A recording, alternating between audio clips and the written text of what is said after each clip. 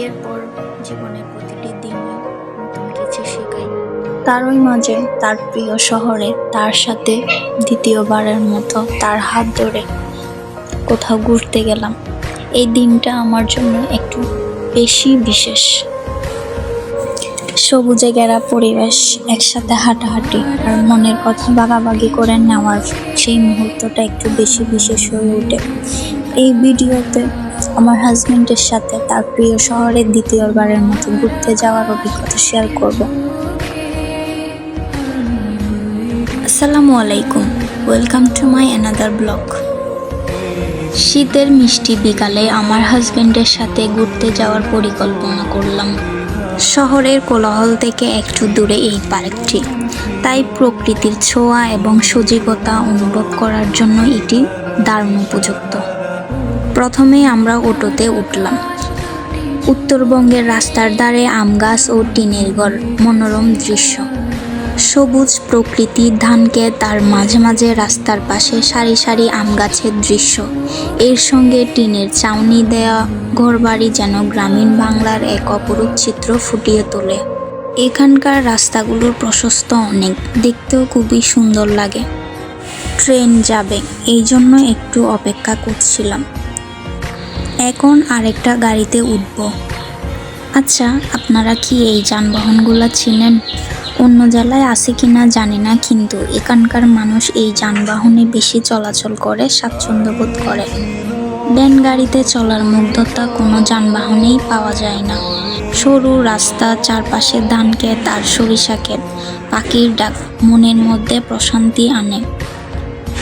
খোলা ভ্যান গাড়িতে চলার সময় তাজা বাতাসের ঝাপটা লাগে মুখে। ভ্যান গাড়ির গতি খুব বেশি নয়, যতই পার্কের কাছাকাছি পৌঁছাচ্ছিলাম ততই প্রকৃতির সৌন্দর্য আমার মনকে আরও মুগ্ধ করে তুলছিল। গাড়ি থেকে নেমে পার্কের প্রবেশ পথের দিকে চললাম। পুরো পার্কটি চারপাশে ঘেরা ছিল সবুজ গাছপালা এবং সুন্দর ফুলের বাগান। চোখে পড়ে সুন্দর সুন্দর স্থাপত্যের দিকে। গলিতে হাঁটতে হাঁটতে দুজনে অনেক গল্প করছি, ছবি তুলছি।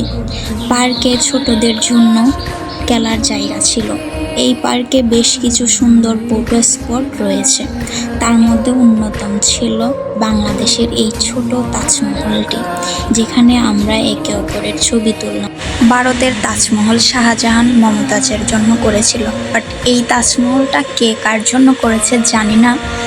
আপাতত আমি মনে করতেছি এটা আমার হাজবেন্ড আমার জন্য করেছে। প্রকৃতির মাঝে সেই মুহূর্তগুলো ক্যামেরা বন্দি করতে ভালো লাগছিল।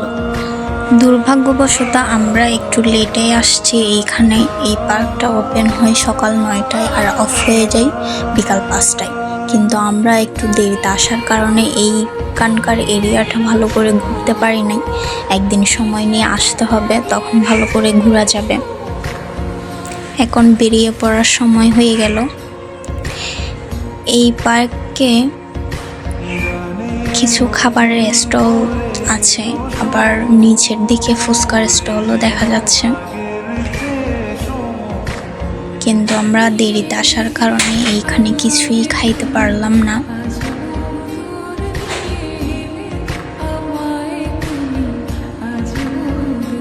দুইজনে একসাথে হাঁটাহাঁটি করে বের হয়ে যাচ্ছি।